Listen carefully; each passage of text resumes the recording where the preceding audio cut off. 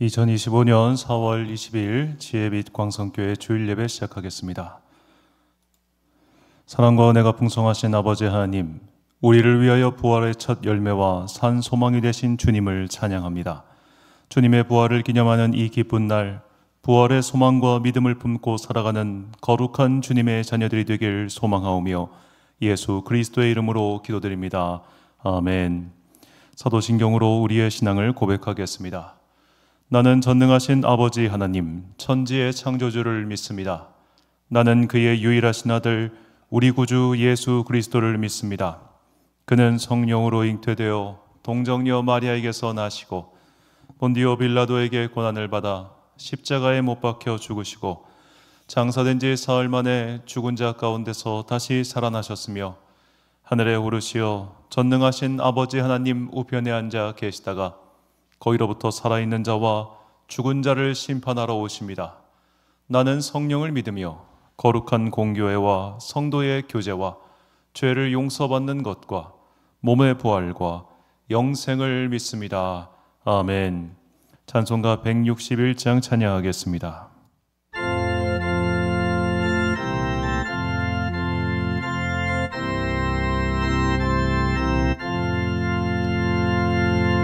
할렐루야, 우리 예수 부활 승천하셨네. 세상 사람 찬양하니 천사와 다 파도다. 우주 예수 부활하사 사망 권세 이겼네. 구주 예수 부활하사 사망 권세 이겼네. 할렐루야, 우리 예수 왕의 왕이 되시고 우리들의 중보 되심 성령 증거하시네. 구주 예수 부활하사 처음 열매 되셨네. 구주 예수 부활하사 처음 열매 되셨네. 할렐루야, 우리 예수 음과 티가 없도다. 모독 속에 있는 죄인 주가 일으키시네. 구주 예수 부활하사 영광 주로 오시네. 부활하사 영광 주로 오시네.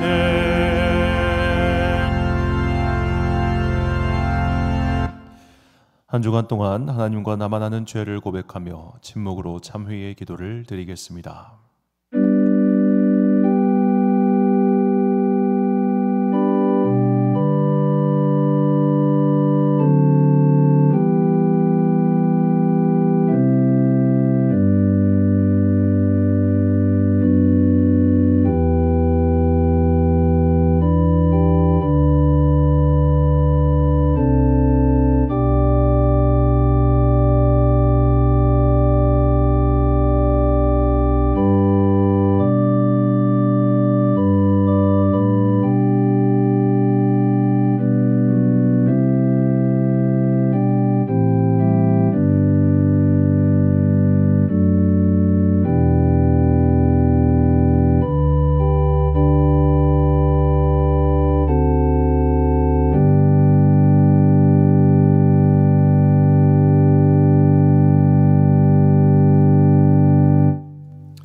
함께 공동기도를 드리겠습니다.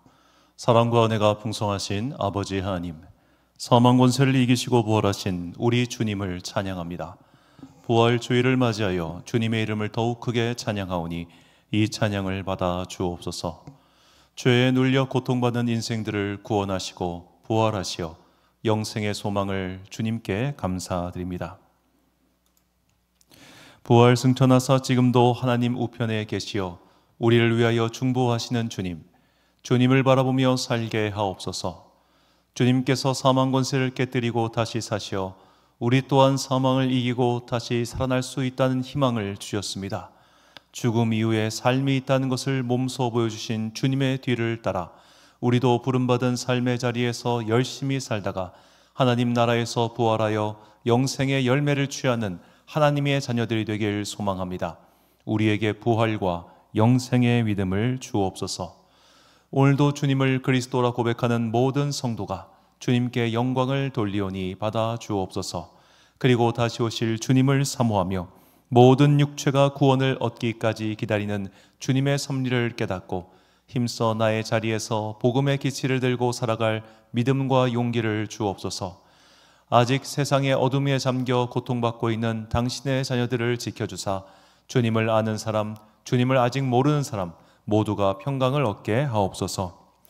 오늘 이 예배를 통하여 오직 주님만 영광 받으시고 우리에게는 넘치는 은혜와 축복의 시간이 되게 하옵소서. 이 모든 간구와 함께 주님의 은총과 자비를 구하며 주님께서 가르쳐 주신 기도를 드리오니, 하늘에 계신 우리 아버지, 아버지의 이름을 거룩하게 하시며 아버지의 나라가 오게 하시며 아버지의 뜻이 하늘에서와 같이 땅에서도 이루어지게 하소서. 오늘 우리에게 일용할 양식을 주시고 우리가 우리에게 잘못한 사람을 용서하여 준 것 같이 우리 죄를 용서하여 주시고 우리를 시험에 빠지지 않게 하시고 악에서 구하소서. 나라와 권능과 영광이 영원히 아버지의 것입니다. 아멘.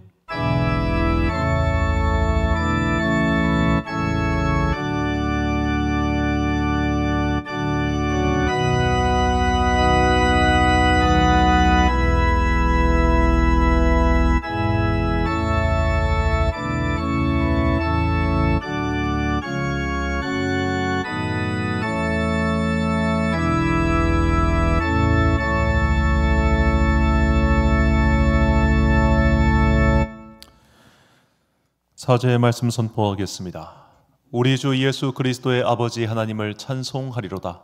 그의 많으신 긍휼대로 예수 그리스도를 죽은 자 가운데서 부활하게 하심으로 말미암아 우리를 거듭나게 하사 산 소망이 있게 하시며 썩지 않고 더럽지 않고 쇠하지 아니하는 유업을 있게 하시나니 곧 너희를 위하여 하늘에 간직하신 것이라.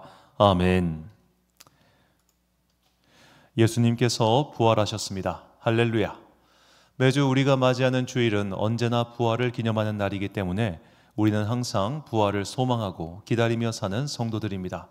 오늘 이 소망을 되새기고 굳게 지켜 주님의 부름을 받는 날까지 최선을 다해 살아가는 여러분과 제가 되시길 주님의 이름으로 축원합니다. 교독문 133번을 함께 교독하시겠습니다. 하나님께서 그를 사망의 고통에서 풀어 살리셨으니 이는 그가 사망에 매여 있을 수 없었습니다. 우리 주 예수 그리스도로 말미암아 우리에게 승리를 주시는 하나님께 감사하노니, 그러므로 내 사랑하는 형제들아, 견실하며 흔들리지 말고 항상 주의 일에 더욱 힘쓰는 자들이 되라.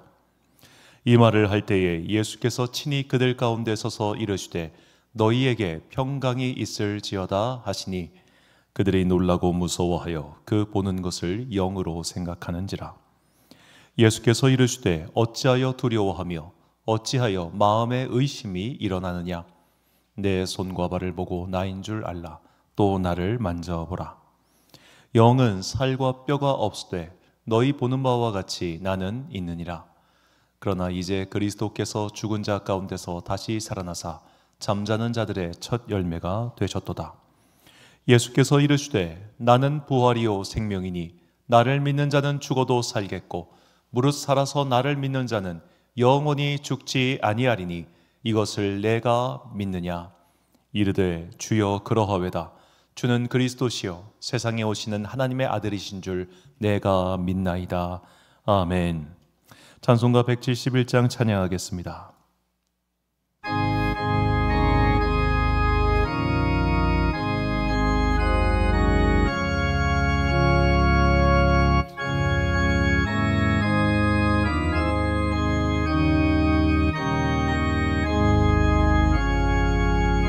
하나님의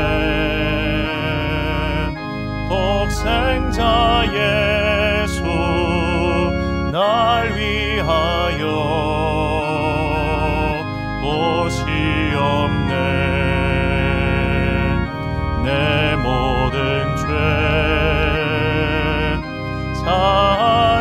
지려고 십자가 지셨으나 다시 사셨네.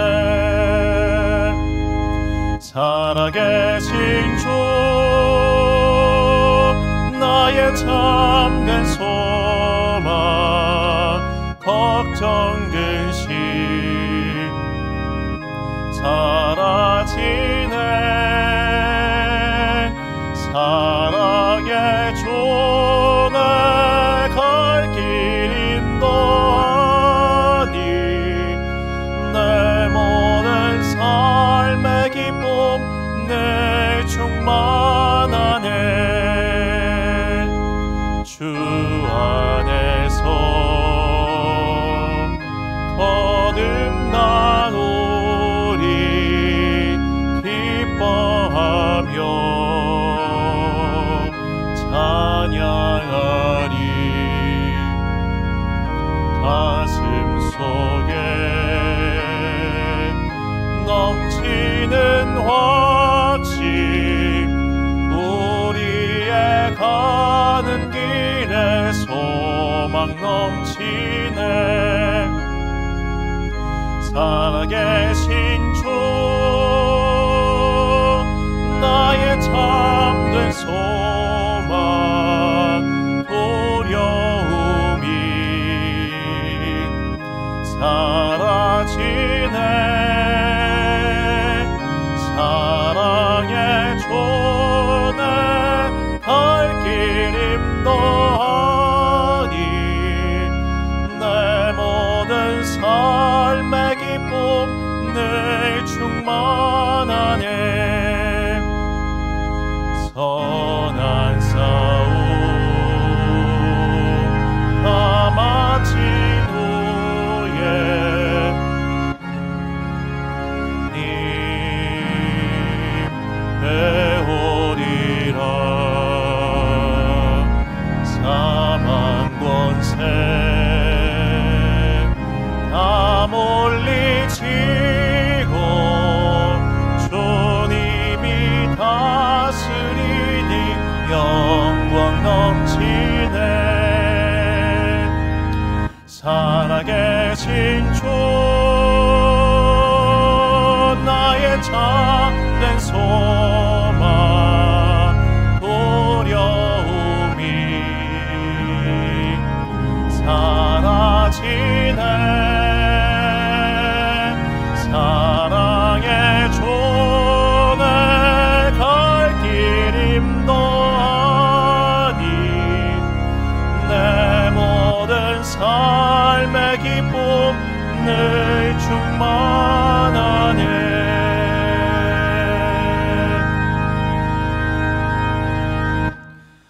지난주 봉헌하신 분들입니다. 주정금 김정학 씨님 가정에서 드리셨습니다. 11조 헌금 오영은 집사님, 정의원 성도님 드리셨습니다.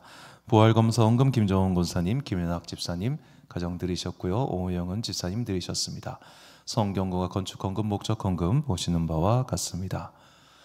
교회 행사 안내 드리겠습니다. 4월 28일 날 다음 주 월요일이죠. 투산 아산노회 정기노회가 생명샘 동천교회에서 있습니다. 잘 다녀오도록 하겠습니다. 어제 이제 우리 교회에서 주관한 이 지역 어린이들을 위한 우리 잔치가 잘 끝났습니다. 다행히 이제 좀 너무 바람이 많이 불어서 좀 모든 것들을 처음 생각한 것만큼은 하지 못한 좀 아쉬움들이 있습니다만 그래도 이렇게 저렇게 해가지고 아이들이 와서 조금 즐거운 시간을 보낼 수 있었습니다. 많은 것들을 준비를 했습니다. 이렇게 오뎅, 떡볶이, 영상을 만들 시간이 제가 없어가지고 이렇게 그냥 사진으로 보여드리는 점 양해 부탁드리고요. 오셔가지고 이렇게 아이들과 함께 즐겁고 재밌는 시간 가졌습니다. 거의 이제 미취학 아동들이 와서 노는 시간이 됐고요. 자, 이렇게 해서 이런저런 우리 차기현 집사님 항상 감사한 마음으로 계속 섬겨주셨고 아이들 와서 즐겁고 행복한 그런 시간 가졌습니다. 이렇게 동네 아이들 놀다가 와가지고 같이 또 놀고 비눗방울 잔치 놀이 이렇게 했어요. 좀 여러 가지 또 많은 생각을 하게 하고 또 좋은 경험이었던 시간이었습니다. 우리 교회가 이 지역 사회에 잘 뿌리낼 수 있도록 계속 기도와 중보 또 응원 부탁드리겠습니다. 드린 예물 위하여 제가 봉헌 기도 드리겠습니다. 사랑과 은혜가 충만하신 아버지 하나님 참으로 감사합니다. 주님께서 우리를 여기까지 인도하셨습니다. 주님께서 우리에게 살 길을 허락하여 주셨습니다. 주님 감사합니다. 부활의 첫 열매가 되사 우리를 위하여 이 땅에 내려오시고 이 땅에서 죽으시고 다시 이 땅에서 살아나신 예수님, 주님의 그 부활의 의미를 오늘 말씀을 통해 예배를 통해 다시 한번 우리 가슴에 새기고자 하오니 주여 우리에게 듣는 지혜를 허락하여 주사 말씀을 온전히 깨닫게 하여 주옵소서. 그리하여 이 부활의 신비를 내 가슴 속에 새기고 우리 또한 반드시 부활하여 하나님의 나라에 들어갈 것을 끝까지 믿고 따라가는 주의 자녀들 되게 하여 주옵소서. 우리 교회를 이 지역사회를 위해 세워주시고 이곳에서 복음의 기치를 들게 해주시니 감사합니다. 교회가 할 수 있는 교회만의 사역, 교회가 할 수 있는 교회만의 임무, 그것에 집중하고 이곳에서 기도와 예배를 멈추지 않고 그 빛으로 어둠을 밝히는 주님의 복된 몸된 교회 되게 하여 주옵소서. 이제 4월이 끝나고 5월이 다가옵니다. 날씨가 점점 더워지고 일교차가 심해지는 이때에 주님께서 당신의 자녀들에게 복과 은혜를 내려 주옵소서. 오늘도 귀한 예물 당신께 바칩니다. 이 예물 속에 담겨있는 우리의 진실한 마음을 주님께서 헤아려 주시고 우리가 이 예물을 드리는 것은 나의 마음이 이 세상의 돈과 명예에 성공에 있지 않음을 증거함이오니 이 예물 기뻐 받아주시고 언젠간 우리의 삶이 곤고해질 때 하늘의 창고를 여사 우리의 삶을 풍성히 채워주시기를 간절히 소망하오며 이 모든 말씀 우리 구주 예수 그리스도의 이름으로 기도드립니다. 아멘.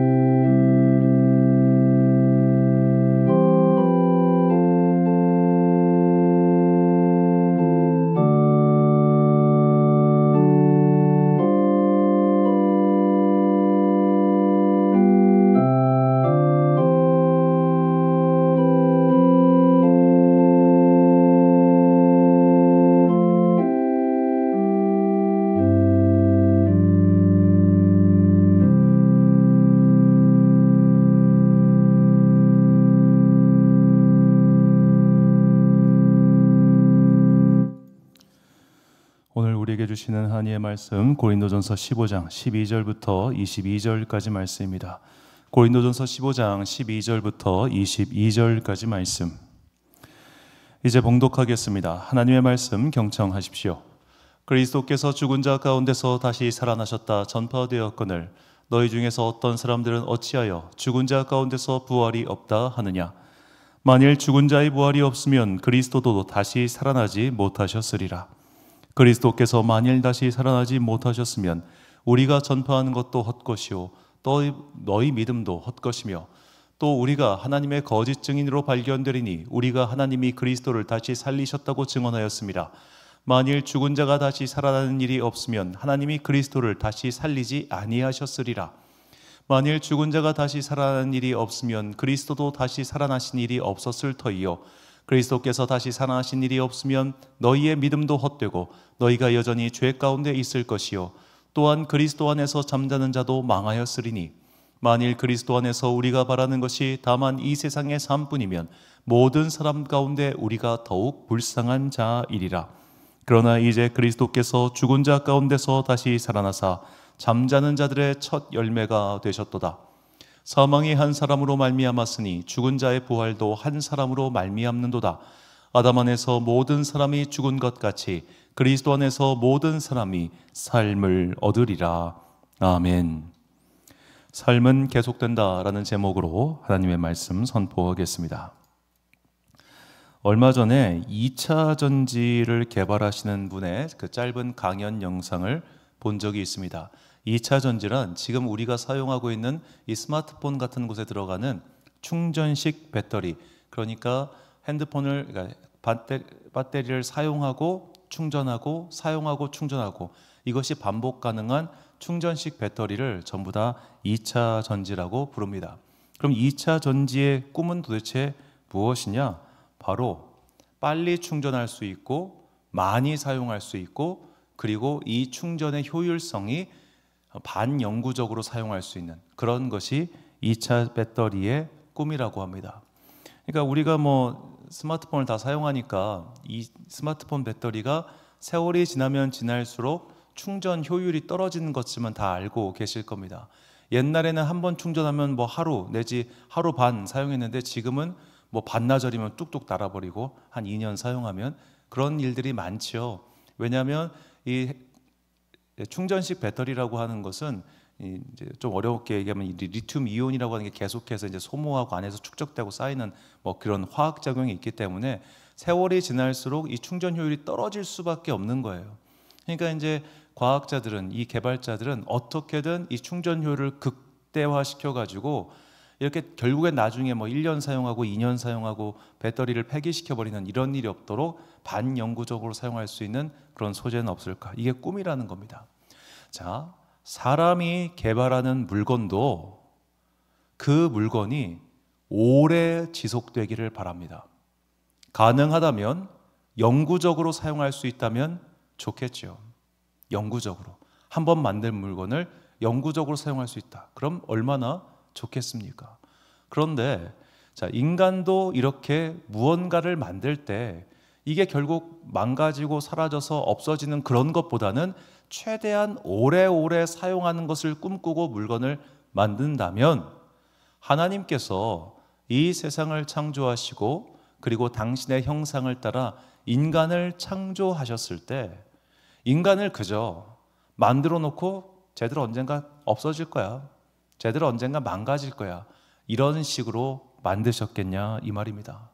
자, 창세기 1장 1절은 우리가 너무나 잘 알고 있는 말씀이죠. 태초에 하나님이 천지를 창조하시니라. 자, 우리말 성경에는 태초란 말이 먼저 나오지만 히브리어 성경은 창조하셨다라는 표현이 먼저 등장합니다. 그래서 2절은 사실 하나님의 창조하셨다, 그러니까 하나님이 사실 그 문장 속에서 가장 주목받는 거예요. 이 하나님이 어떤 분이냐? 좋으신 하나님, 선하신 하나님, 신실하신 하나님입니다. 이 선하신 하나님, 신실하신 하나님께서 물건을 그냥 대충 만드실 리가 없다는 거예요. 물건을 그냥, 이 세상을 창조하신 이 창조의 목적이 결국 나중에 폐기될, 그래서 버려야 될 것, 이런 결국에는 종국에는 쓰레기가 될, 폐기물이 될 어떤 것을 만드신 게 아니라 좋은 것을 만드셨어요. 그렇기 때문에 하나님께서는 이렇게 말씀하시죠. 창세기 1장 31절 보니까 하나님이 지으신 그 모든 것을 보시니 보시기에 심히 좋았더라. 이게 영어로 very good입니다. very good. 보니까 very good이었어요. 그렇다면 이 very good이 결국에는 폐기될 것이기 때문에, 결국에는 쓰레기로 버릴 것이기 때문에 very good이라는 겁니까? 저는 개인적으로 이제 제가 안 좋아하는 과일 중 하나가 바나나입니다. 먹는 건 좋은데 버리는 것 때문에 싫어해요. 그 바나나 껍질에서 독특한 냄새 나지 않습니까? 그 냄새 때문에 싫어요. 그러면 하나님께서 이 세상을 창조하실 때 그렇게 결국 썩어서 처리해야 되는 그 지저분하고 이런 걸로 우리를 만드셨겠냐 이 말입니다. 하나님께서는 분명히 그런 목적이 아닌 다른 목적으로 우리를 만드시지 않았겠습니까? 그런데 인간의 죄로 말미암아 이 세상에 무엇이 들어왔습니까? 바로 사망, 죽음, 폐기가 들어온 것이죠. 로마서 5장 12절 말씀.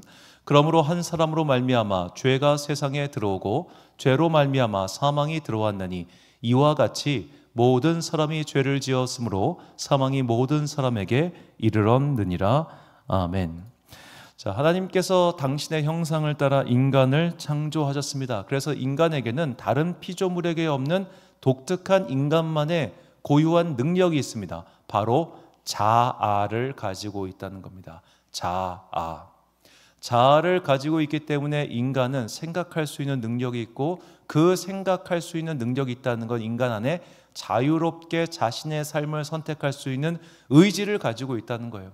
하나님께서는 우리를 가스라이팅하기 위해 창조하신 게 아닙니다. 우리를 심리적으로 압박하고 뒤에서 조종하기 위해서 만드신 게 아니에요. 인형으로 만들지 않으셨어요. 인격체로 만드셨습니다. 그래서 우리에게 자유의지까지 주셨기 때문에 인간은 죄를 선택할 수 있는 자유까지 갖고 있었던 겁니다.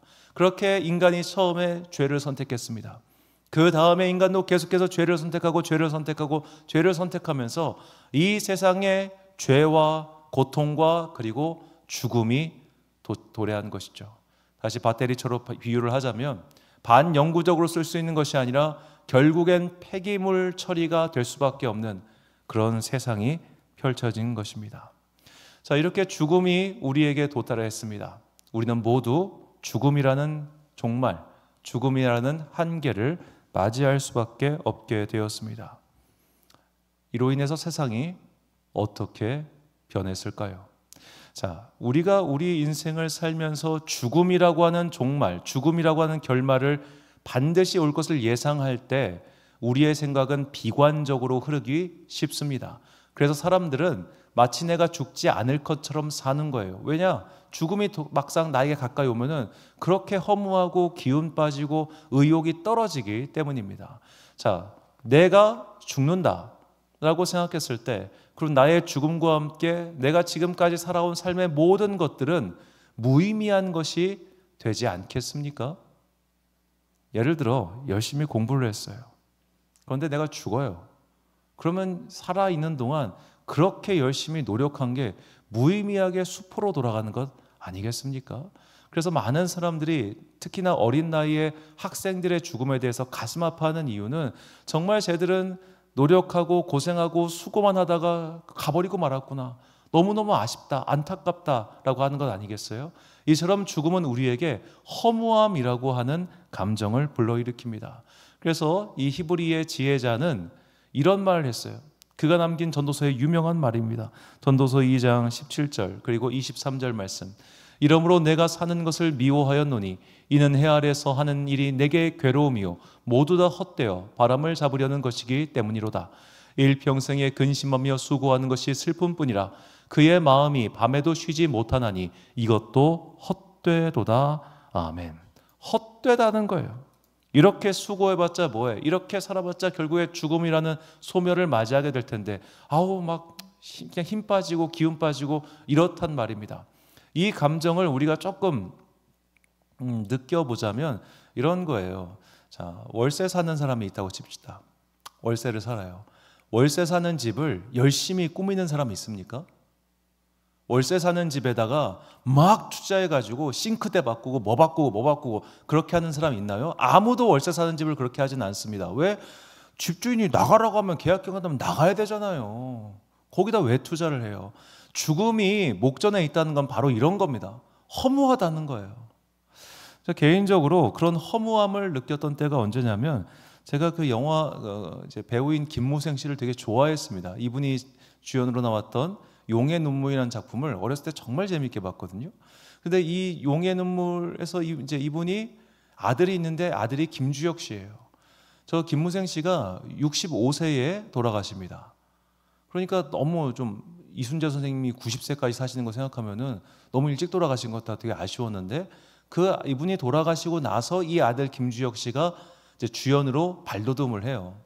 그래서 김주혁 씨도 연기 잘하니까 좋다 했는데 이 김주혁 씨도 안타깝게 세상을 떠났죠. 그런데 김주혁 씨는 결혼을 안 해서 자녀가 없습니다.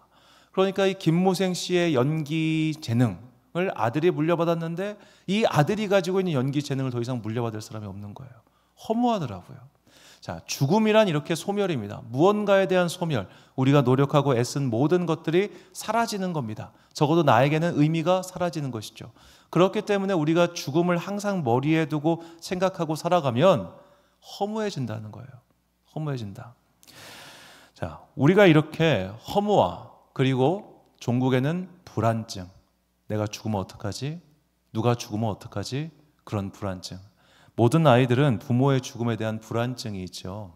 부모가 죽으면 난 어떻게 살지? 어렸을 때는 특히나 그런 불안증이 있는데, 자, 허무함과 불안함, 허무함과 불안함, 이 두 가지, 그리고 이 외에도 참 많겠지만 죽음이라는 것이 각 사람의 인생에 이런 것들을 미치게 되었다는 겁니다. 그래서 모든 피조물들이 이 사망이라고 하는 종국적인 허무함과 사망이라고 하는 근본적인 불안 속에서 다들 살고 있지요. 마치 2차 배터리가 결국에는 폐기물 처리가 되어 세상을 오염시킬 무언가가 되는 것을 염려하는 것처럼 모든 피조물들이 그런 상태가 되었다는 겁니다. 하나님께서 피조물들이 그런 상태가 되라고 만드셨겠습니까? 그렇지 않아요. 그리고 하나님께서는 그렇게 피조물들이 망가진 채로 두지도 않으셨습니다. 자, 이 삼성전자가 지금 이제 세계 1등 가전기업 회사가 되기 전에 삼성전자는 90년대까지만 해도 정말 B급 취급받는 그런 회사였습니다. 또 우리나라 자체가 그렇게 국제적인 위상이 낮았으니까요. 자, 그때 삼성전자를 이끌던 이건희 회장이 휴대폰을 태워버립니다. 15만 대 휴대폰, 당시 시가 무려 500원어치입니다. 500원어치. 이런 불량 제품 만들 바에는 다 태워버려라. 그게 이건희 회장이 이 휴대폰 사업 접으려고 다 태우라고 했겠습니까? 이렇게 태워서 고쳐서 제대로 만들라는 거예요. 물건 제대로 만들라고 15만 대 500억 원을 태워버렸습니다. 유명한 타짜의 명대사 한 끝에 5억을 태워, 그게 아니라 한 끝에 500억을 태워버려요, 이분이. 이거를 이런 식으로 물건 만들지 말고 제대로 만들기 위해 그 비용을 투자합니다. 하나님께서도 마찬가지라는 거예요. 당신께서 창조하신 이 물건이, 우리를 물건에 비유해 봅시다. 이 제품이 하자가 났어요. 당신께서 설계를 잘못해서 하자가 난 게 아니에요. 이 녀석이 지멋대로 어디 굴러가다가 하자가 나버렸어요. 그러면 아유 저거 하자품이네, 아유 그냥 폐기시켜, 폐품시켜, 반품시켜, 없애버려, 이게 아니라 이것을 어떻게든 고쳐보시겠다 하신 거예요. 인간을 고쳐버리겠다. 이 제품을 나의 형상을 따라 만든 이 인간이라고 하는 것을 내가 고쳐서 다시 사용하겠다. 이것이 부활에 담긴 의미라는 겁니다. 죽음으로 인한 허무함, 죽음으로 인한 소멸, 죽음을 앞둔 불안감, 이런 것들에서 더 이상 얽매여 가지고 이 제품이 망가지는 꼴을 볼 수 없으니 내가 너희를 고쳐 쓰겠다. 그래서 우리에게 부활의 선물을 약속하신 것이죠. 우리가 부활에 대해서 정말 오해하면 안 되는 것들, 그리고 또 사실은 오해하는 것들이 있습니다. 자, 예수님을 믿는 사람만 부활합니까?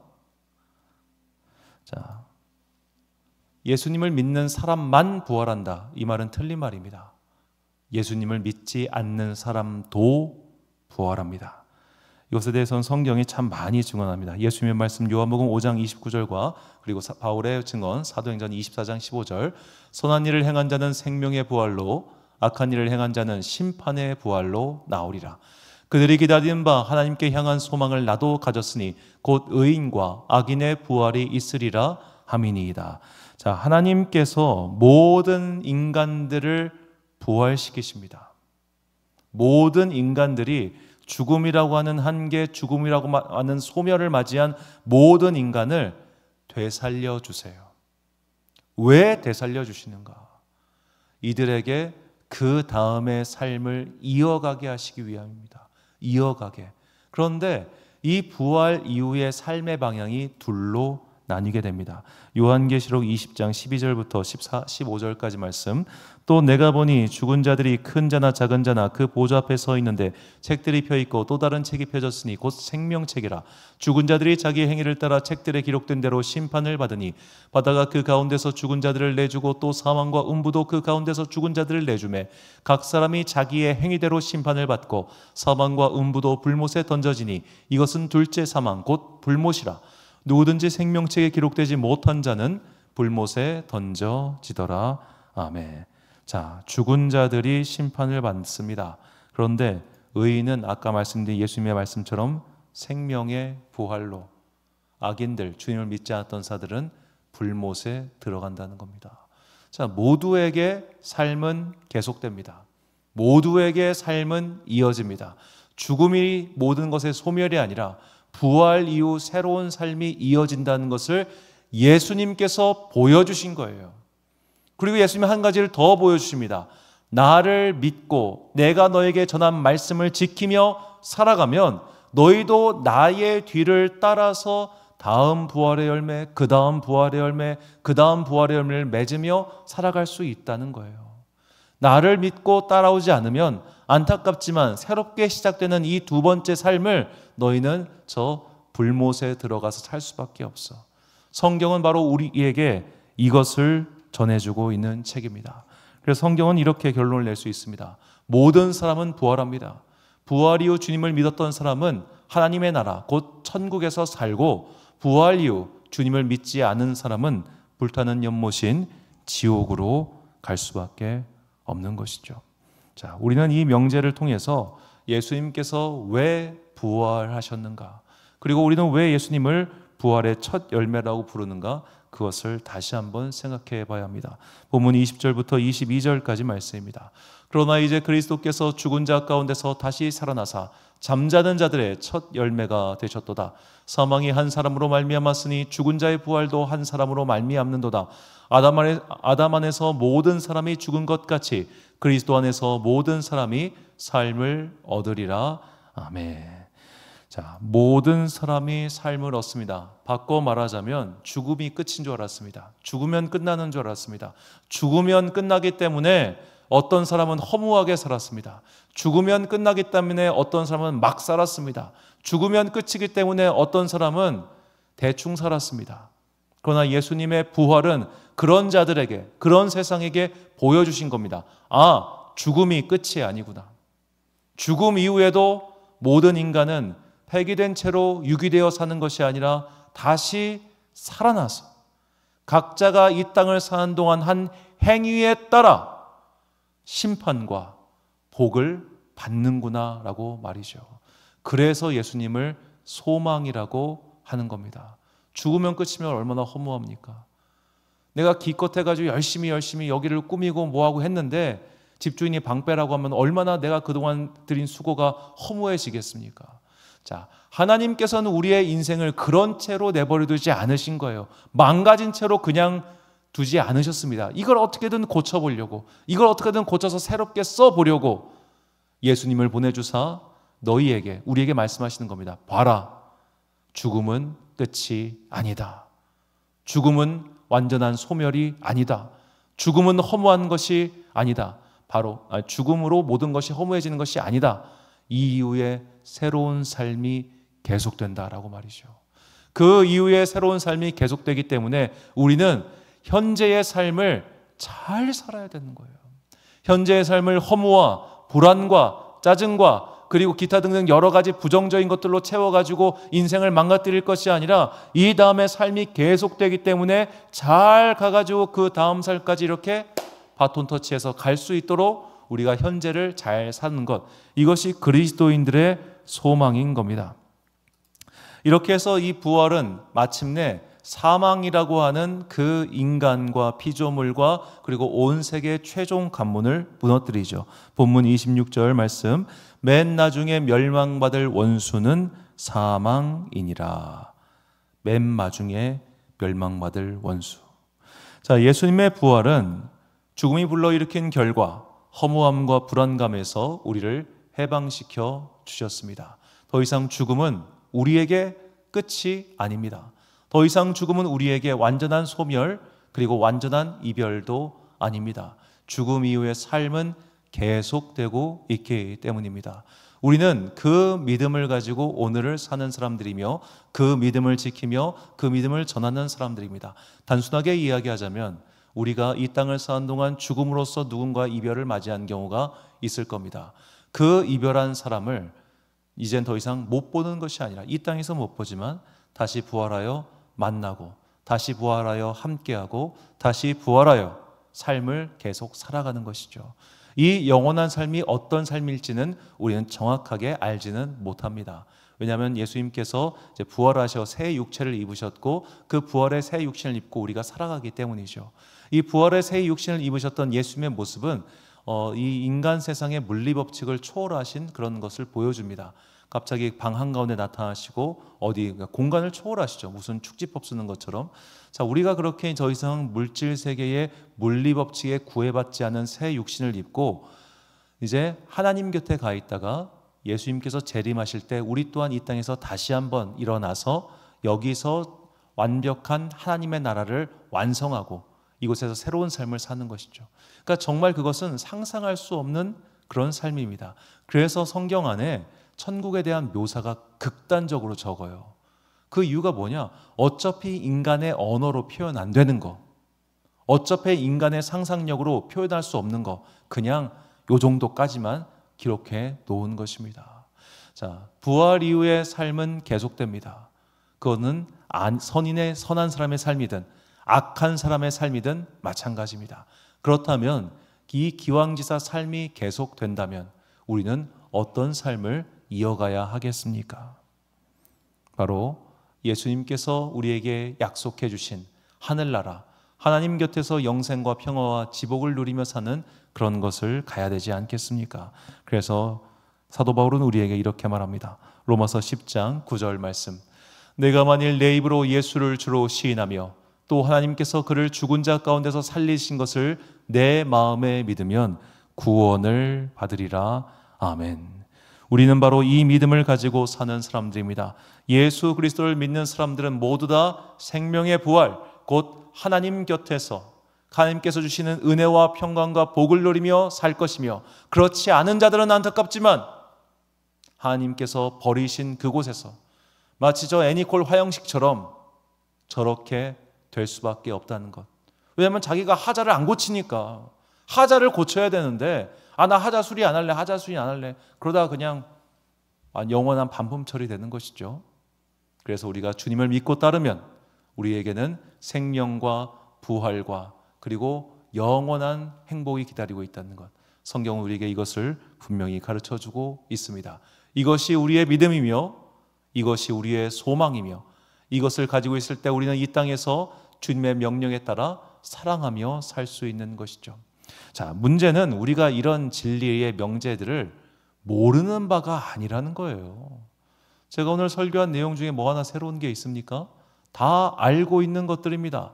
알고 있는데 왜 지키지 못할까요? 알고 있음에도 왜 우리는 이렇게 불안해할까요? 자, 예수님을 믿는 사람과 믿지 않는 사람이 죽음이라고 하는 그 최종관문을 두고 불안과 근심에 쌓여서 사는 사람도 있고 안 그런 사람도 있더라는 거예요. 왜 똑같이 예수 믿는다고 고백하는데 누군가는 불안해하고 누군가는 확신을 가지고 살아갑니까? 이 차이는 도대체 어디서 비롯된 겁니까? 바로 성령님입니다. 성령님께서 그의 가운데 확신을 주시고 성령님께서 이러한 신학적인 명제, 구원의 명제를 그 마음속에 분명히 새겨주셔야지 선포된 말씀을 지키며 살 수 있는 겁니다. 그러므로 우리가 이 땅을 살아가는 동안 반드시 잊지 말아야 될 것, 언제나 어느 주일이든 어떤 순간이든 말씀을 듣고 그 말씀을 내 삶에서 지키기 위해서 우리가 항상 먼저 간구해야 되는 것이 뭐냐? 성령님, 내 삶을 이 명제대로 이끌어 주옵소서라고 기도해야 됩니다. 아무리 부활에 대해서 설명하고 아무리 부활에 대해서 성경의 근거를 가지고 설명을 해도 이것이 내 가슴속에 새겨지지 않으면 우리는 믿지 않는 사람과 똑같이 살아가요. 여전히 불안해요. 여전히 답답해요. 여전히 내 인생이 허무해 보여요. 그런데 성령 하나님께서 이 부활의 명제를 우리 가슴속에 새겨주실 때 우리는 비로소 부활의 산 소망이 되신 예수 그리스도를 따라 열심히 살아갈 수 있는 것입니다. 이것이 모든 성도가 항상 기도해야 할 제목이죠. 자, 이렇게 모든 성도가 항상 기도해야 될 제목에 대해서 참 아름답게 찬양한 찬송이 있습니다. 아이라 스테필이라고 하는 미국의 찬양 사역자가 작곡한 내일 일은 남 몰라요라는 찬양이죠. 그런데 이 내일 일은 남 몰라요라고 하는 제목은 사실 이제 이 찬양의 첫 번째 가사고, 오히려 이 찬양의 영어 원제목은 좀 다릅니다. 먼저 영어 1절 가사 1절과 이제 후렴을 보면요, 나는 내일 일어날 일에 대해서 알지 못한다고 말하죠. I don't know about tomorrow. 그런데 맨 마지막에 뭐라고 하냐? I know who holds tomorrow.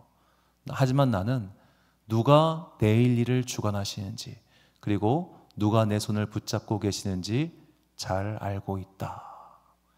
자, 이 아이라 스탬필이라고 하는 사람은 아주 일찍부터 10살 때부터 악기 연주를 시작했고 17살 때부터 교회의 전문 찬양 사역자로 일하기 시작했고 신학교를 갔고 졸업하자마자 이제 목사로서, 그러니까 정확히 전문 찬양 사역자로서 활동을 합니다. 자, 22살 때부터 그는 열심히 미국 전국을 돌아다니면서 찬양 사역을 했습니다. 그런데 그의 나이 37살 때 그의 아내가 교통사고로 죽어요. 아들과 자기만 덩그러니 남은 거예요. 얼마나 그가 허무하고 또 힘들었겠습니까?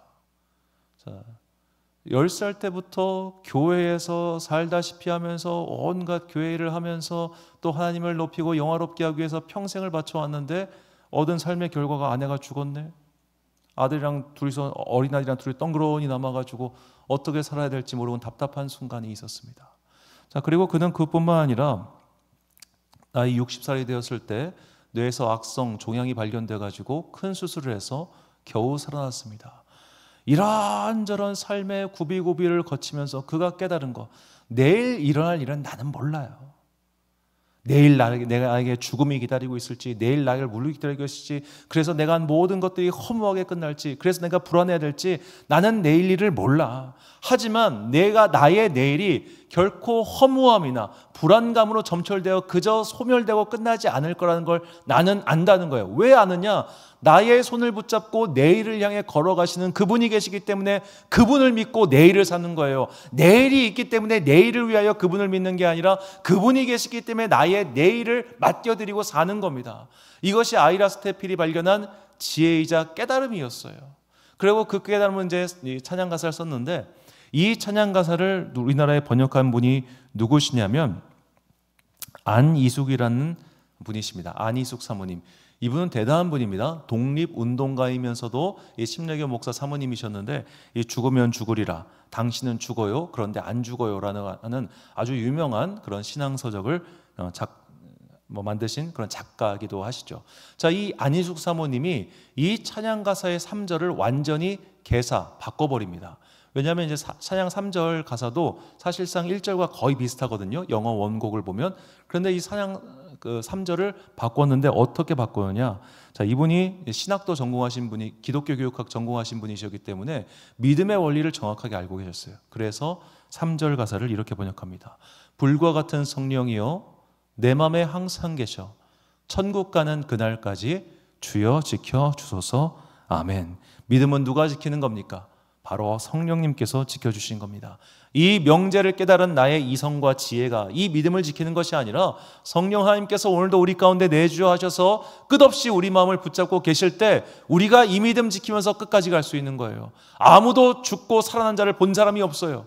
우리 중에 죽었다 살아난 사람 본 사람이 있습니까? 아무도 없습니다. 우리 중에 천국 갔다가 돌아온 사람이 있습니까? 아무도 없습니다. 그러나 우리는 천국을 믿고 있고, 그러나 우리는 죽음 이후의 삶을 믿고 있습니다. 이것이 어떻게 가능한가? 성령님께서 우리 가운데 아직 일어나지 않았고 보지 않은 일들을 믿을 수 있는 믿음을 주셨고 그것을 지키게 하시기 때문입니다. 이 성령 하나님께 항상 기도하고 간구함으로 주님께서 다시 오시는 그날까지, 그리고 내가 이 육체의 삶을 끝내고 새로운 삶, 하늘나라의 삶을 시작하는 그날까지 지켜가는 것, 이 일을 성령님께서 행하십니다. 그러므로 오늘 선포된 부활의 명제를 내 가슴 속에 품고 사도 바울처럼 끝까지 달려가기를 소망한다면 성령님의 도움과 충만한 임재를 구하십시오. 이것을 깨달았던 사도 바울은 부활이 그저 나에게 주어진 것이 아니라 이것을 놓치지 않고자 달려가야 함을 이렇게 선포합니다. 이 선포가 우리의 각오와 결단이 되기를 소망합니다. 빌립보서 3장 10절부터 12절까지의 말씀. 내가 그리스도와 그 부활의 권능과 그 고난의 참여함을 알고자 하여 그의 죽으심을 본받아 어떻게 해서든지 죽은 자 가운데서 부활에 이르려 하노니 내가 이미 얻었다 함도 아니요 온전히 이루었다 함도 아니라 오직 내가 그리스도 예수께 잡힌 바 된 그것을 잡으려고 달려가노라. 아멘. 사랑하는 지혜빛 광성교회 성도 여러분, 그리고 이 주일 예배 함께 참여하고 계신 귀한 주님의 자녀 여러분, 예수님께서 부활하셨습니다. 그리고 예수님께서 부활의 산 소망이 되셨고 첫 번째 열매가 되셨습니다. 첫 번째 열매가 되셨다 함은 사람들에게 보여주신 겁니다. 너희들도 다 이렇게 살아날 거야. 그런데 살아난 이후에 삶은 계속되는데 그 계속되는 삶을 하나님과 더불어서 행복하게 살 것이냐, 아니면 하나님 없는 곳에서 불행하게 살 것이냐, 그 선택지에서 예수님은 보여주신 것입니다. 나를 믿고 따라오면 너희도 나와 함께 생명의 부활로 갈 것이다 라고 말입니다. 우리는 보지 않았고 직접 본 적이 없고 직접 귀로 들은 적도 없습니다만 어떻게 하면 이 믿음을 지킬 수 있겠습니까? 바로 성령 하나님께서 불처럼 우리 인생 가운데 임하시어 의심의 불안과 걱정을 다 태워버리고 허무함에 빠질 수 있는 우리의 심령의 그 한계를 다 불태워버리고 우리 몸에 있는 그런 여러 가지 망가진 것들을 다 불태워버리시고 우리를 새롭게 고쳐 사용하시기 때문입니다. 이 성령 하나님의 충만한 임재와 동행을 항상 구하며 우리 또한 부활의 그 영광에 동참하는 그 영생의 복을 누리는 여러분과 제가 되시기를 주님의 이름으로 축원합니다. 우리 함께 찬양 내일 일은 난 몰라요 찬양하신 후에 기도와 축도로 예배를 마치겠습니다.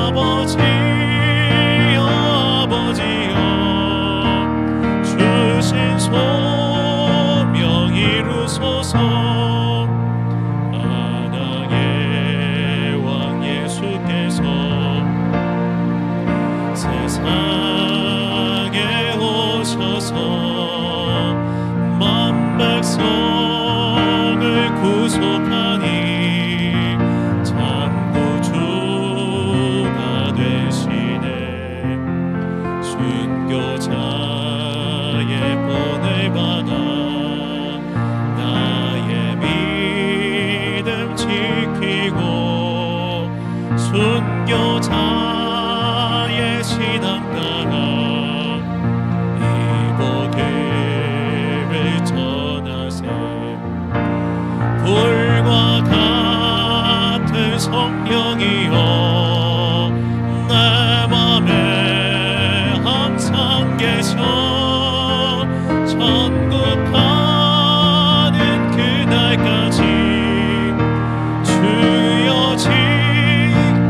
불과 같은 성령이여 불과 같은 성령이여 내 맘에 항상 계셔. 천국 가는 그날까지 주여 마지막 찬양합니다. 불과 같은 성령이여 불과 같은 성령이여 내 맘에 항상 계셔. 천국 가는 그날까지 주여 지켜 주옵소서.